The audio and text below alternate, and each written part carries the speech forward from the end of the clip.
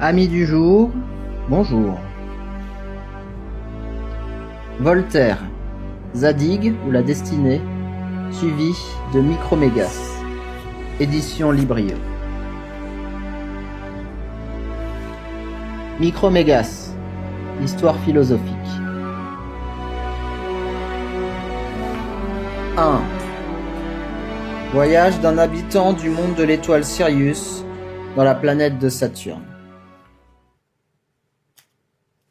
Dans une de ces planètes qui tourne autour de l'étoile nommée Sirius, il y avait un jeune homme de beaucoup d'esprit, que j'ai eu l'honneur de connaître dans le dernier voyage qu'il fit sur notre petite fourmilière. Il s'appelait Micromégas, nom qui convient fort à tous les grands. Il avait 8 lieues de haut. J'entends, par 8 lieues, 24 000 pas géométriques de 5 pieds chacun. Quelques algébristes, gens toujours utiles au public, prendront sur le champ la plume et trouveront que, puisque Monsieur Micromégas, habitant du pays de Sirius, a de la tête aux pieds 24 000 pas, qui font 120 000 pieds de roi, et que nous autres, citoyens de la Terre, n'avons guère que 5 pieds, et que notre globe a 9 000 lieues de tour, ils trouveront, dis-je, qu'il faut absolument que le globe qu'il a produit ait au juste 21 600 000 fois plus de circonférence que notre petite Terre. Rien n'est plus simple et plus ordinaire dans la nature. Les États de quelques souverains d'Allemagne ou d'Italie, dont on peut faire le tour en une demi-heure, comparés à l'empire de Turquie, de Moscovie ou de la Chine, ne sont qu'une très faible image des prodigieuses différences que la nature a mises dans tous les êtres. La taille de son excellence étant de la hauteur que j'ai dite, tous nos sculpteurs et tous nos peintres conviendront sans peine que sa ceinture peut avoir 50 000 pieds de roi de tour, ce qui fait une très jolie proportion. Quant à son esprit, c'est un des plus cultivés que nous ayons. Il sait beaucoup de choses. Il en a inventé quelques-unes. Il n'avait pas encore 250 ans et il étudiait, selon la coutume, au collège des jésuites de la planète, lorsqu'il devina, par la force de son esprit, plus de 50 propositions d'Euclide. C'est 18 de plus que Blaise Pascal, lequel, après en avoir deviné 32 en se jouant, à ce que dit sa sœur, devint depuis un géomètre assez médiocre et un fort mauvais métaphysicien. Vers les 450 ans, au sortir de l'enfance, il disséqua beaucoup de ces petits insectes qui n'ont pas 100 pieds de diamètre et qui se dérobent aux microscopes ordinaires. Il en composa un livre fort curieux, mais qui lui fit quelques affaires. Le moufti de son pays, grand vétillard et fort ignorant, trouva dans son livre des propositions suspectes, malsonnantes, téméraires, hérétiques, sentant l'hérésie, et le poursuivit vivement. Il s'agissait de savoir si la forme substantielle des puces de Sirius était de la même nature que celle des colimaçons. Micromégas se défendit avec esprit. Il mit les femmes de son côté. Le procès dura 221 ans. Enfin, le moufti fit condamner le livre par des jurisconsuls qui ne l'avaient pas lu, et l'auteur eut ordre de ne paraître à la cour de 800 années. Il ne fut que médiocrement affligé d'être banni d'une cour qui n'était remplie que de tracasseries et de petitesses. Il fit une chanson fort plaisante contre le moufti, dont celui-ci ne s'embarrassa guère. Et il se mit à voyager, de planète en planète, pour achever de se former l'esprit et le cœur, comme l'on dit. Ceux qui ne voyagent qu'en chaise de poste ou en berline seront sans doute étonnés des équipages de là-haut. Car nous autres, sur notre petit tas de boue, nous ne concevons rien au-delà de nos usages. Notre voyageur connaissait merveilleusement les lois de la gravitation et toutes les forces attractives et répulsives. Il s'en servait si à propos que, tantôt à l'aide d'un rayon de soleil, tantôt par la commodité d'une comète, il allait de globe en globe, lui et les siens, comme un oiseau voltige de branche en branche. Il parcourut la Voie lactée en peu de temps, et je fus obligé d'avouer qu'il ne vit jamais, à travers les étoiles dont elle est semée, ce beau ciel empyré que l'illustre vicaire d'Eram se vante d'avoir vu au bout de sa lunette. Ce n'est pas là que je prétende que M. d'Eram ait mal vu, à Dieu n'en plaise. Mais Micromégas était sur les lieux, et c'est un bon observateur. Et je ne veux contredire personne. Micromégas, après avoir bien tourné, arriva dans le globe de Saturne. Quelque accoutumé qu'il fût à voir des choses nouvelles, il ne put d'abord, en voyant la petitesse du globe et de ses habitants, se défendre de ce sourire de supériorité qui échappe quelquefois aux plus sages. Car enfin Saturne n'est guère que 900 fois plus gros que la Terre, et les citoyens de ce pays-là sont des nains, qui n'ont que 1000 toises de haut, ou environ. Il s'en moqua un peu d'abord avec ces gens, à peu près comme un musicien italien se met à rire de la musique de Lully quand il vient en France. Mais, comme le Syrien avait un bon esprit, il comprit bien vite qu'un être pensant peut fort bien n'être pas ridicule pour n'avoir que 6000 pieds de haut. Il se familiarisa avec les Saturniens, après les avoir étonnés. Il y a une étroite amitié avec le secrétaire de l'Académie de Saturne, homme de beaucoup d'esprit, qui n'avait à la vérité rien inventé, mais qui rendait un fort bon compte des inventions des autres, ce qui faisait passablement de petits vers et de grands calculs. Je rapporterai ici, pour la satisfaction des lecteurs, une conversation singulière que Micromégas eut un jour avec monsieur le secrétaire.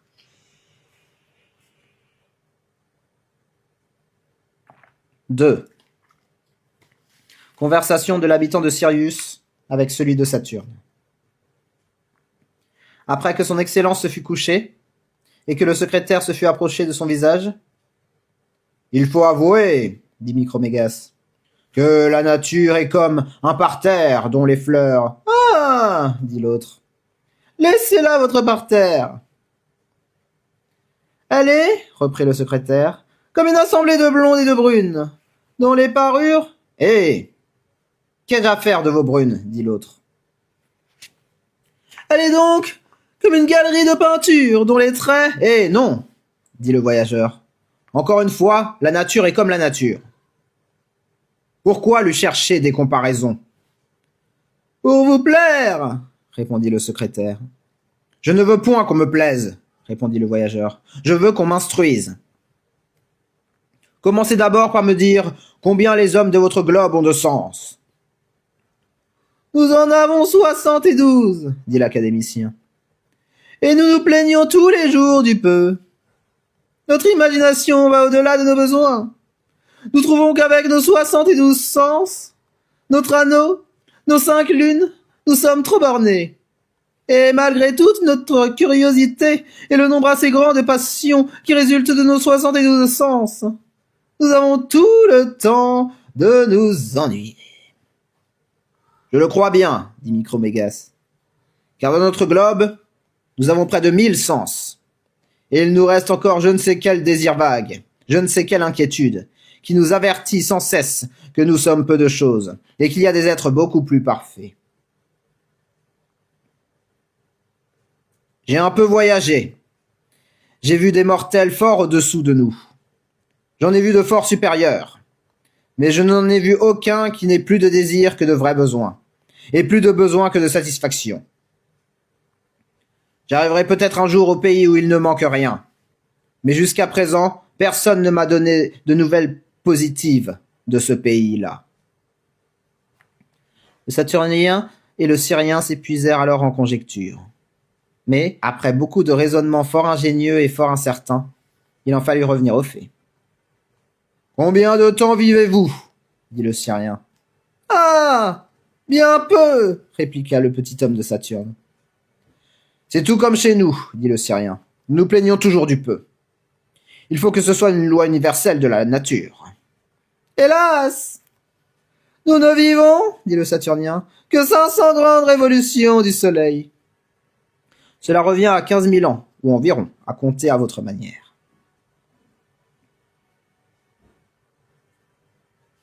Vous voyez bien que c'est mourir presque au moment que l'on est né. Notre existence est un point, notre durée un instant, notre globe un atome. À peine a-t-on commencé à s'instruire un peu que la mort arrive avant qu'on ait l'expérience. Pour moi, je n'ose aucun projet. Je me trouve comme une goutte d'eau dans un océan immense. Je suis honteux, surtout devant vous, de la figure ridicule que je fais dans ce monde. Micromégas lui repartit. Si vous n'étiez pas philosophe, je craindrais de vous affliger en vous apprenant que votre vie est 700 fois plus longue que la vôtre. Mais vous savez trop bien que, quand il faut rendre son corps aux éléments, et ranimer la nature sous une autre forme, ce qui s'appelle mourir.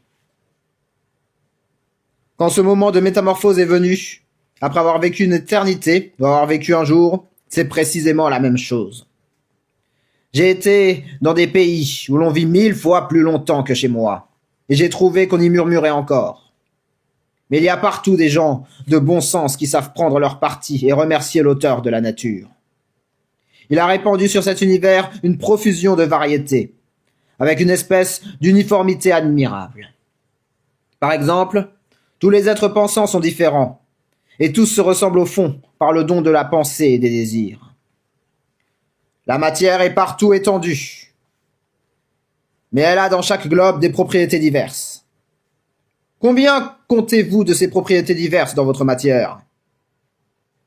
Si vous parlez de ces propriétés, dit le Saturnien, sans lesquelles nous croyons que ce globe ne pourrait subsister tel qu'il est, nous en comptons 300, comme l'étendue, l'impénétrabilité, la mobilité, la gravitation, la divisibilité, et le reste.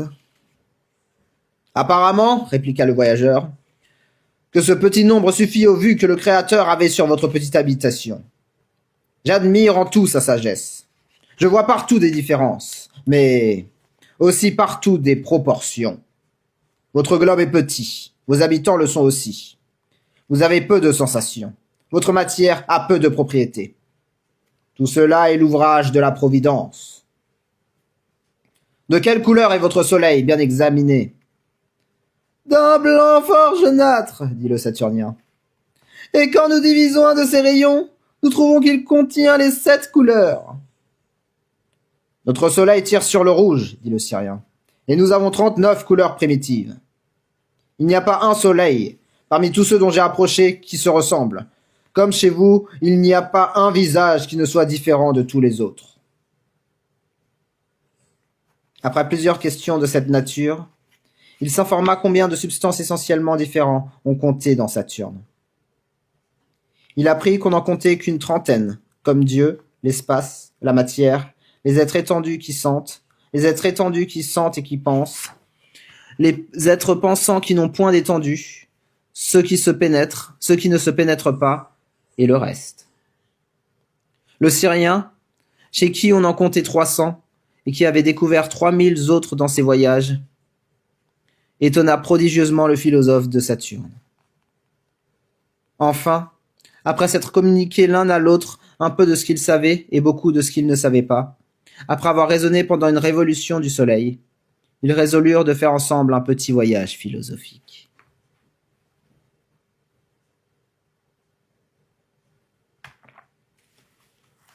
« 3. Voyage des 2 habitants de Sirius et de Saturne.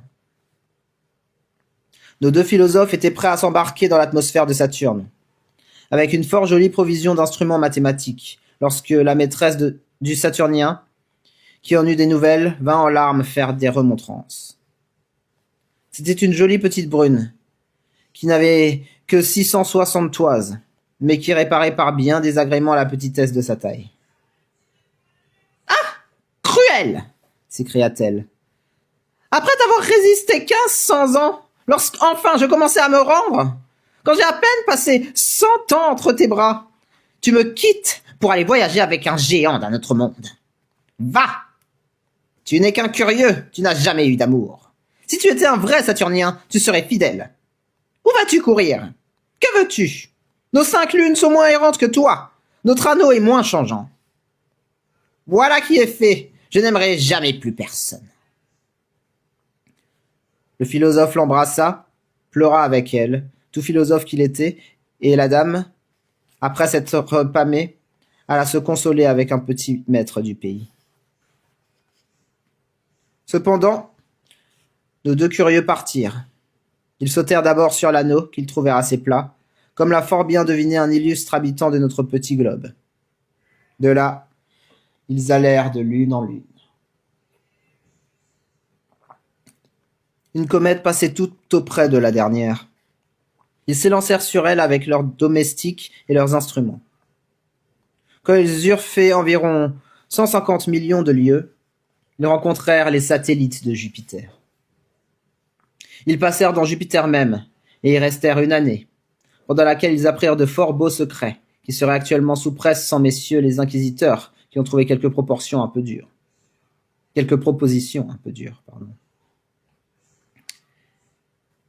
Mais j'en ai lu le manuscrit dans la bibliothèque de l'illustre archevêque de...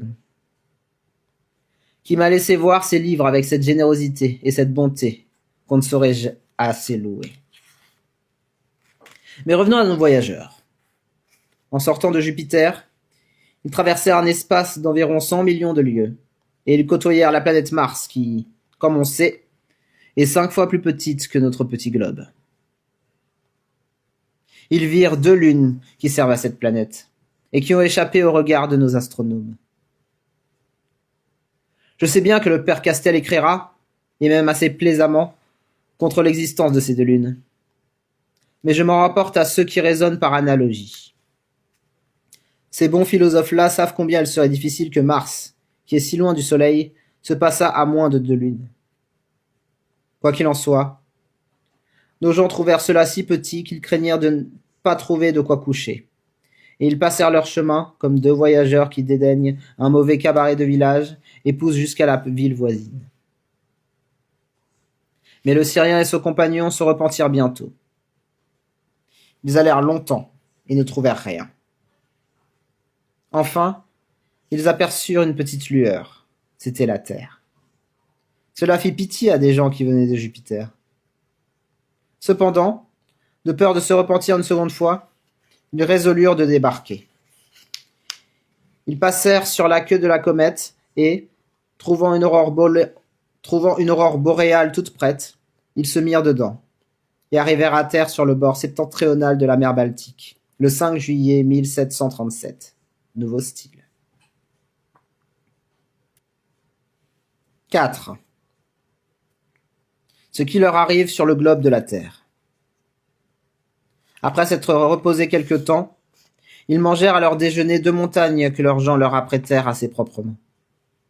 Ensuite, ils voulurent reconnaître le petit pays où ils étaient. Ils allèrent d'abord du nord au sud. Les pas ordinaires du Syrien et de ses gens étaient d'environ 30 000 pieds de roi. Le nain de Saturne suivait de loin en haletant.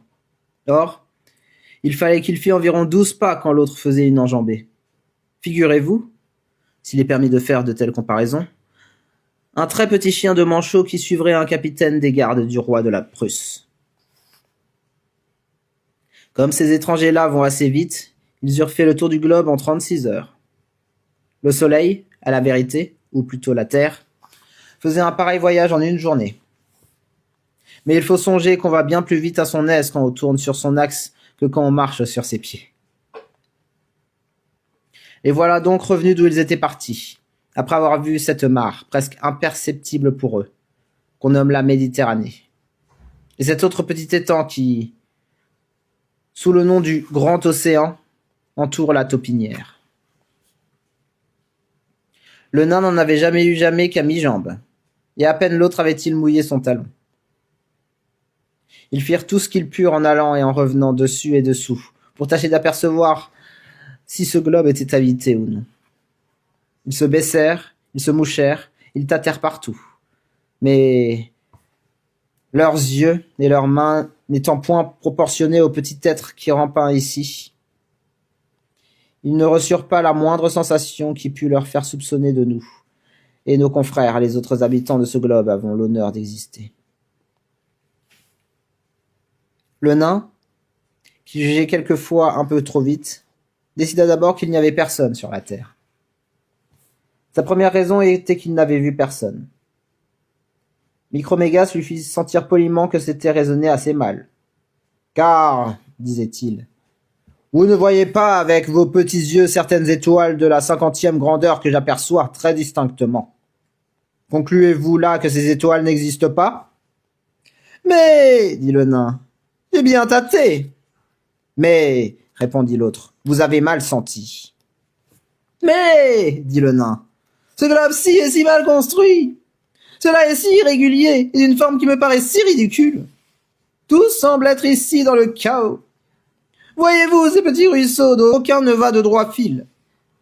Ces étangs qui ne sont ni ronds, ni carrés, ni ovales, ni sous aucune forme régulière. Tous ces petits grains pointus dont ce globe est hérissé et qui m'ont écorché les pieds. Il voulait parler des montagnes.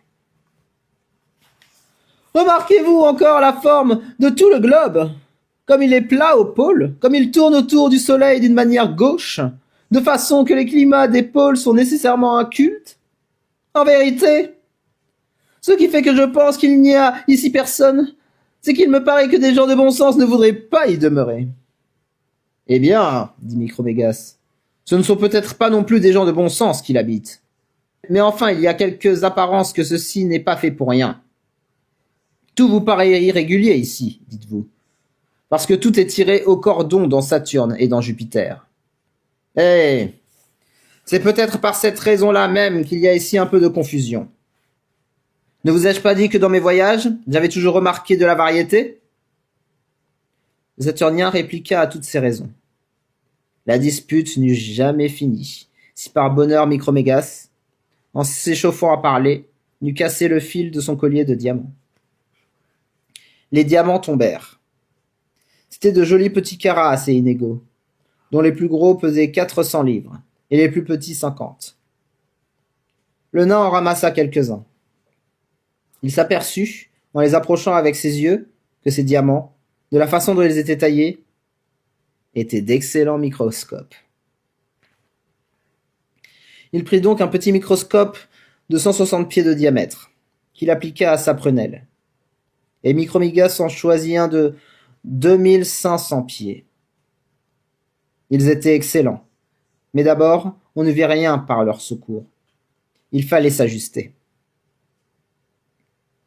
Enfin, l'habitant de Saturne vit quelque chose d'imperceptible qui remuait entre deux eaux dans la mer Baltique.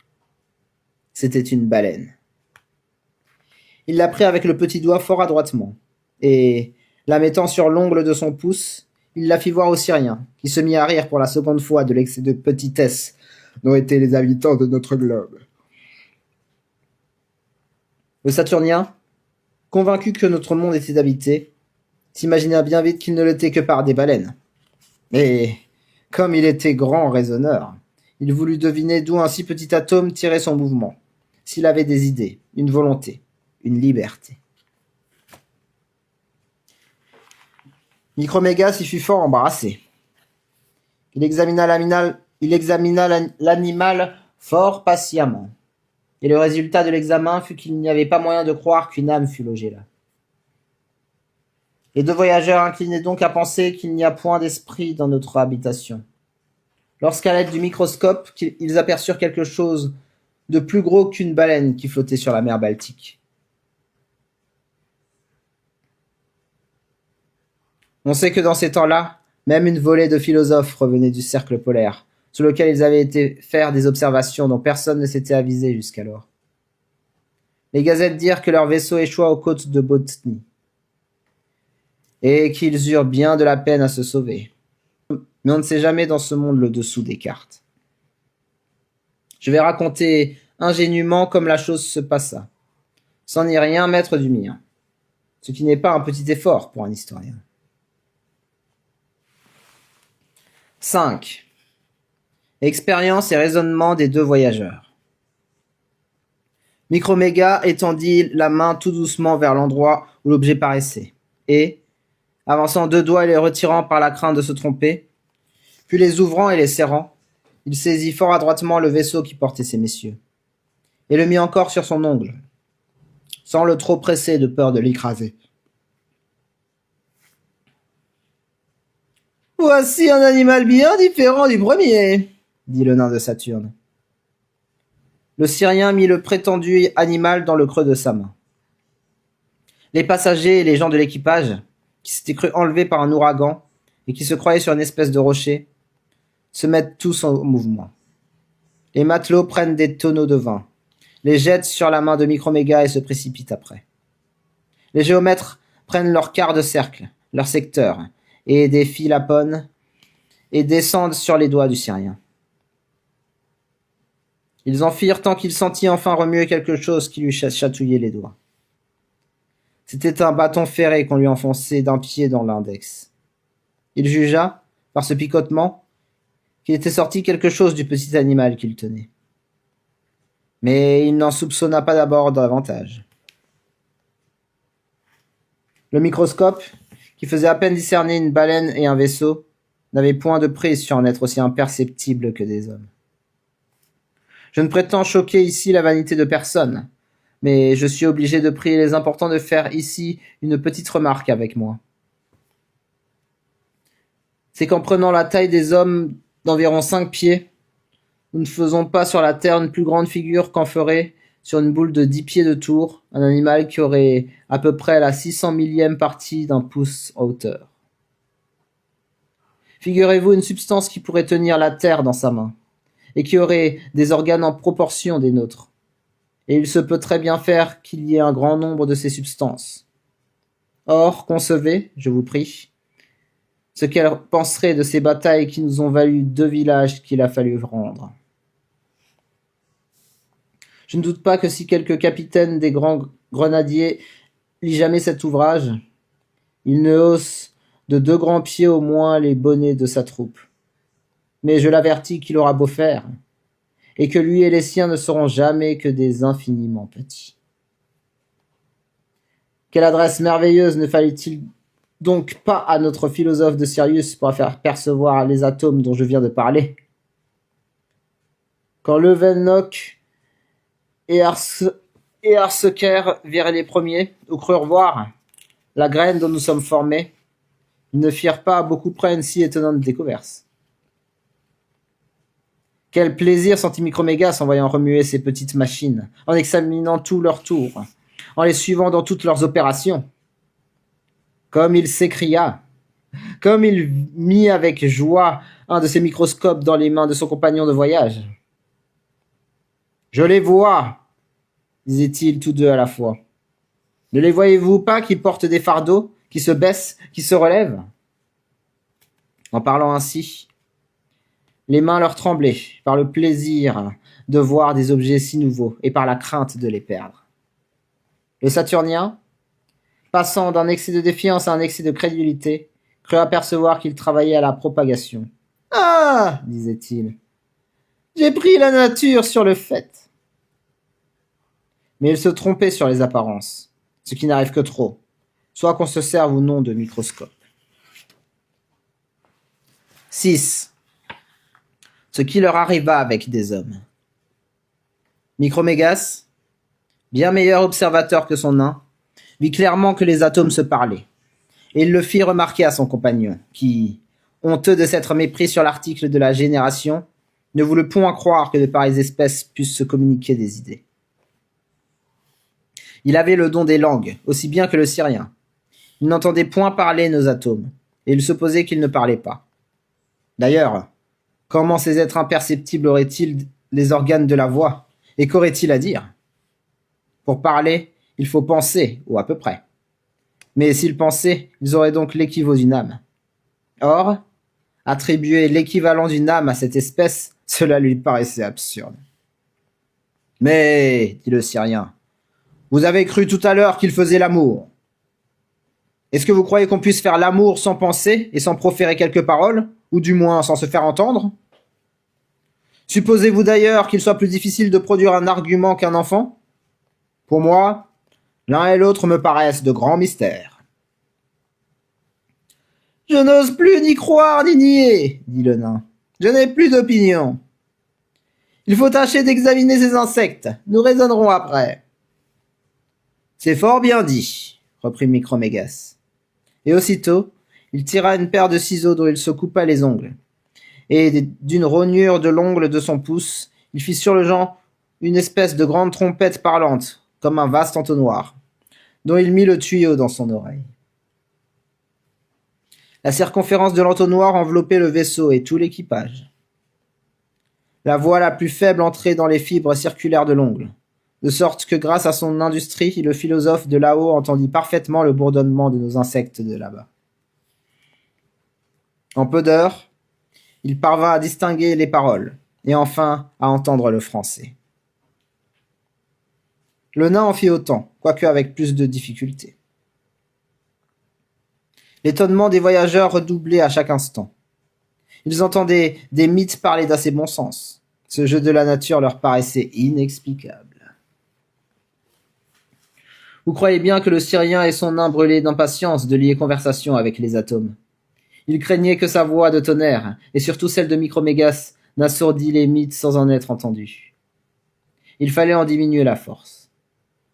Ils se mirent dans la bouche des espèces de petits cure-dents, dont le bout fort effilé venait donner auprès du vaisseau. Le Syrien tenait le nain sur ses genoux, et le vaisseau avec l'équipage sur son ongle. Il baissait la tête et parlait bas. Enfin, moyennant toutes ces précautions et bien d'autres encore, il commença ainsi son discours. Insecte invisible, que la main du Créateur s'est plu à faire naître dans l'abîme de l'infiniment petit. Je le remercie de ce qu'il a daigné me découvrir des secrets qui semblaient impénétrables. Peut-être ne daignerait-on pas vous regarder à ma cour, mais je ne méprise personne, et je vous offre ma protection. Si jamais il y a eu quelqu'un d'étonné, ce furent les gens qui entendirent ces paroles. Ils ne pouvaient deviner d'où elles partaient. L'aumônier du vaisseau récita les prières des exorcismes. Les matelots jurèrent, et les philosophes du vaisseau firent un système. Mais, quelque système qu'ils fissent, ils ne purent jamais deviner qui leur parlait. Le nain de Saturne, qui avait la voix plus douce que Micromégas, leur apprit alors un peu de mots à quelles espèces ils avaient affaire. Il leur conta le voyage de Saturne, les mieux au fait de ce qu'était M. Micromégas, et, après les avoir plaints d'être si petits, il leur demanda s'ils avaient toujours été dans ce misérable état si voisin de l'anéantissement. Ce qu'ils faisaient dans un globe qui paraissait appartenir à des baleines, s'ils étaient heureux, s'ils multipliaient, s'ils avaient une âme, et sans autre question de cette nature. Un raisonneur de la troupe, plus hardi que les autres, et choqué de ce qu'on doutait de son âme, observa l'interlocuteur avec des pinules braquées sur un quart de cercle, fit 2 stations, et, à la 3e, il parla ainsi.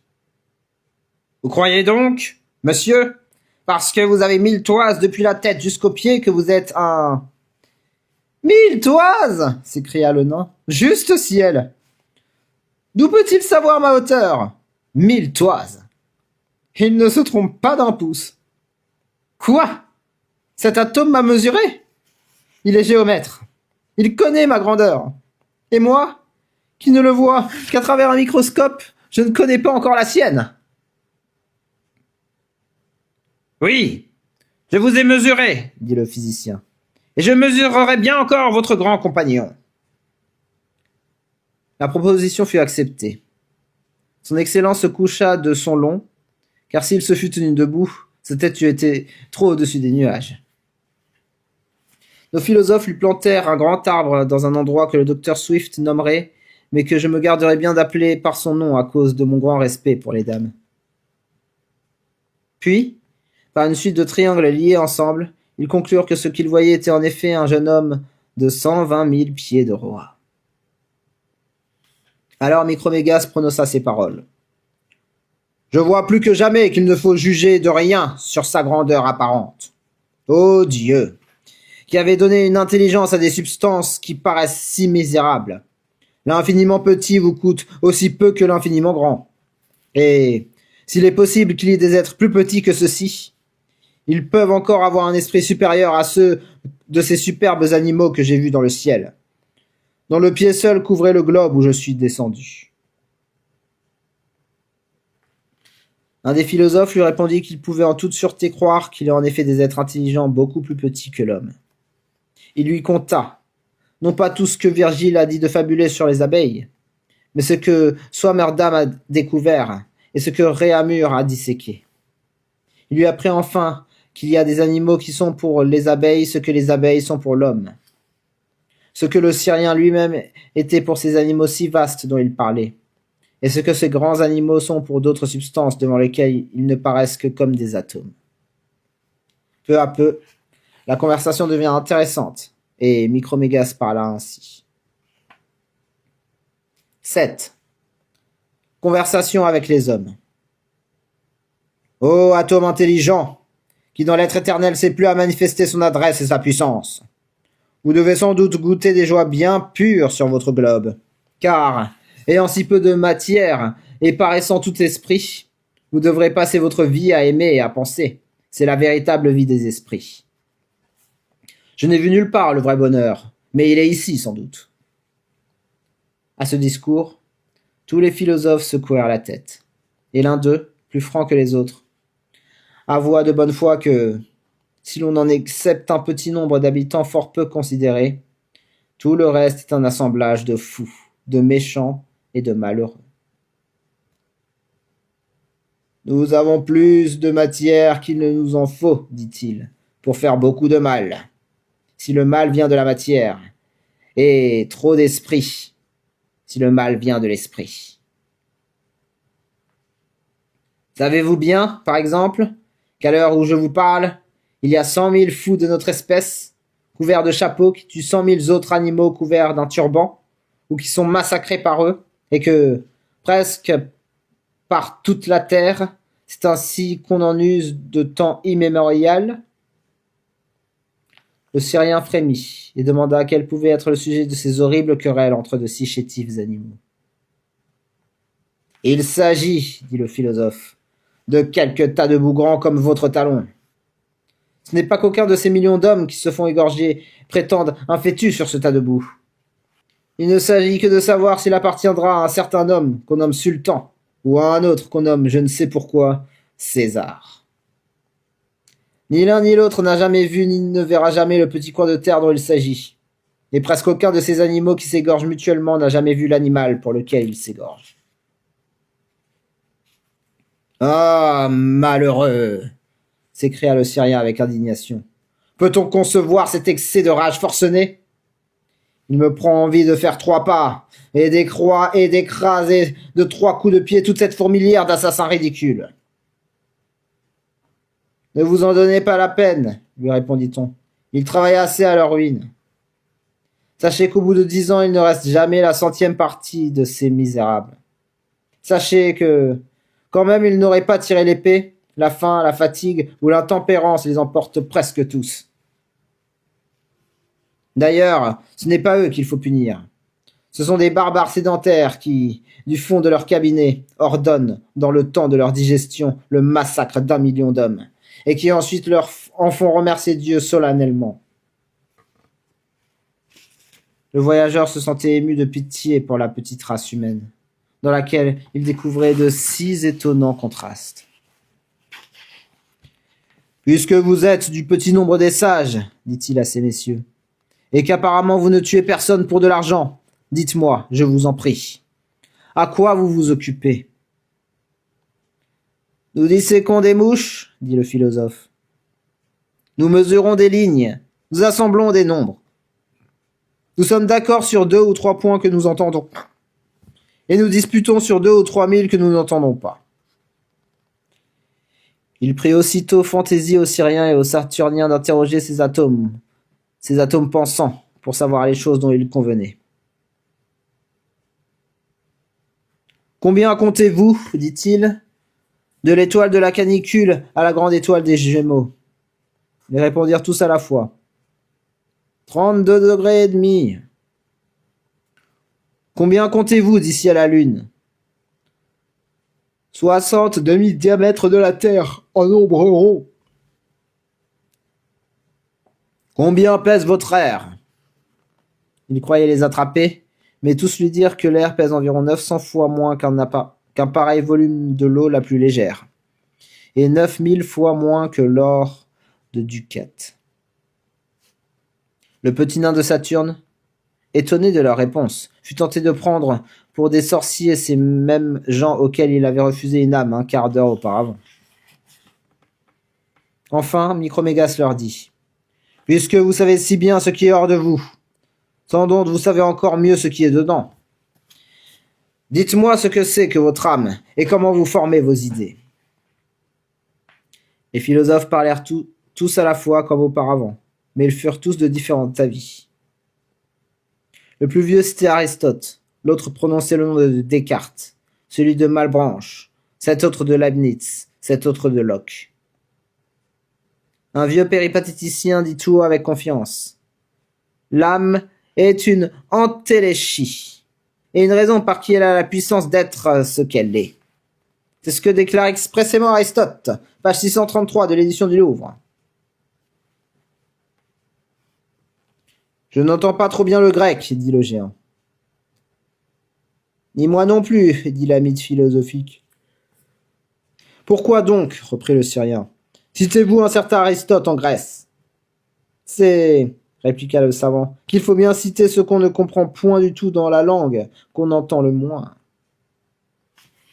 Le cartésien prit la parole et dit « L'âme est un esprit pur, qui a reçu dans le ventre de sa mère toutes les idées métaphysiques, et qui, en sortant de là, est obligée d'aller à l'école, et d'apprendre tout de nouveau ce qu'elle a si bien su, et qu'elle ne saura plus. » Ce n'était donc pas la sienne, répondit l'animal de 8 lieues. Que ton âme fût si savante dans le ventre de ta mère, pour être si ignorante quand tu aurais de la barbe au menton. Mais qu'entends-tu par esprit? Que me demandez-vous là? Dit le raisonneur. Je n'en ai point d'idée. On dit que ce n'est pas de la matière. Mais sais-tu au moins ce que c'est que la matière? Très bien, répondit l'homme. Par exemple, cette pierre est grise et d'une telle forme. Elle a ses 3 dimensions. Elle est pesante et divisible. Eh bien, dit le Syrien, cette chose qui te paraît être divisible, pesante et grise, me dirais-tu bien ce que c'est? Tu vois quelques attributs, mais le fond de la chose, le connais-tu? Non, dit l'autre. Tu ne sais donc point ce que c'est que la matière.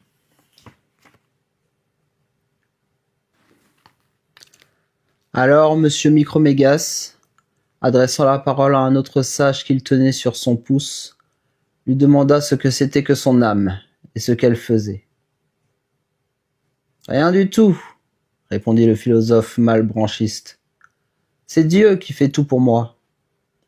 Je vois tout en lui. Je fais tout en lui. C'est lui qui fait tout sans que je m'en mêle. Autant vaudrait ne pas être, reprit le sage de Sirius. Et toi, mon ami, dit-il à l'amnésien qui était là, qu'est-ce que ton âme?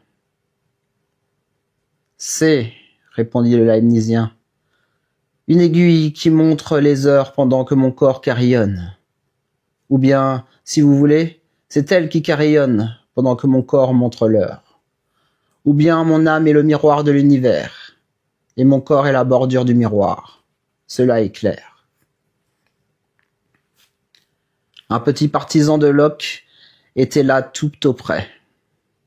Et quand lui eut enfin adressé la parole, « Je ne sais pas, dit-il, comment je pense, mais je sais que je n'ai jamais pensé qu'à l'occasion de mes sens.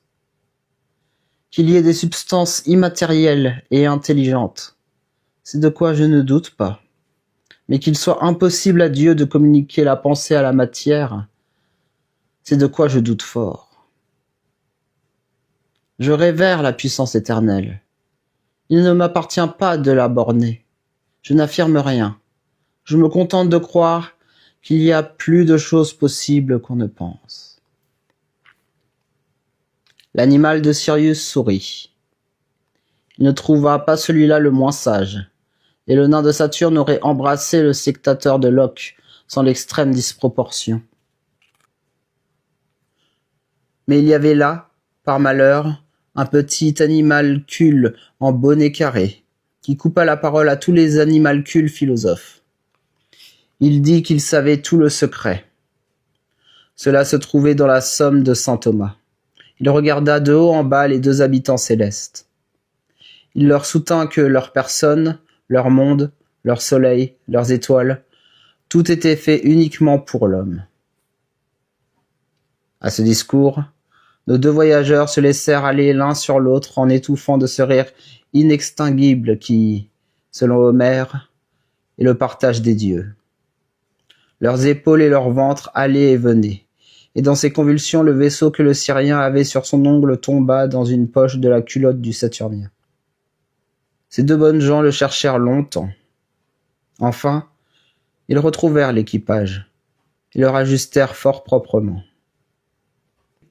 Le Syrien reprit les petites mythes. Il leur parla encore avec beaucoup de bonté, quoiqu'il fût un peu fâché dans le fond du cœur de voir que les infiniment petits eussent un orgueil presque infiniment grand.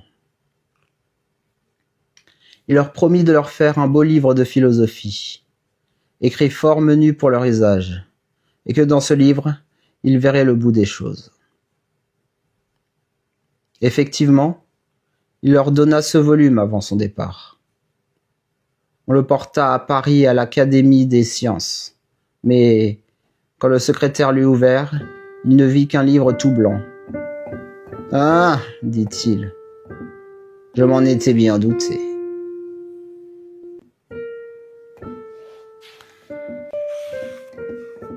Micromégas de Voltaire. Si vous avez des suggestions de lecture, je serai heureux de les lire. Sans jugement, sans commentaire, rien que du partage. En attendant, amis des ouvrages, bon voyage.